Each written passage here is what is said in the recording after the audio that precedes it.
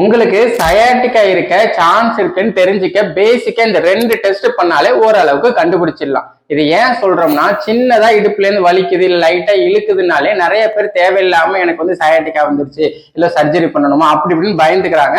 அவங்களுக்கு தான் இந்த பதிவு. நீங்க நினைக்கிற மாதிரி சயாட்டிக் பெயின்ங்கிறது சாதாரணமா ஒரு இடத்துல வலிக்கிறது இழுக்கிற மாதிரி எல்லாம் பெயின் இருக்காதுங்க. சிவியர் பெயினா இருக்கும். ரொம்ப ஷூட்டிங் பெயின், ரேடியேட்டிங் பெயின் தாங்க முடியாத அளவுக்கு இருக்குங்க. எஸ்எல்ஆர் டெஸ்ட்டுங்க. இப்படி படுத்துக்கிட்டு உங்களோட காலை 30 டிகிரில இருந்து 60 டிகிரி தூக்கவே முடியல, என்னால ரொம்ப கஷ்டமா இருக்கு, ஷூட்டிங் பெயினா இருக்கு அப்படின்னா உங்களுக்கு சயாட்டிக்கா இருக்க சான்சஸ் இருக்குங்க.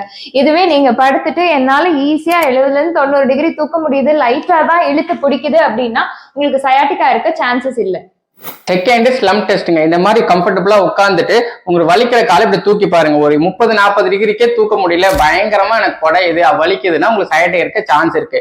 இல்லைன்னா 70-80 டிகிரிக்கு தூக்க முடியுது, லைட்டா தான் ஒரு புள்ளிங் இருக்குன்னா உங்களுக்கு சயாட்டிக்கா சான்ஸ் வந்து ரொம்பவே கம்மிங்க.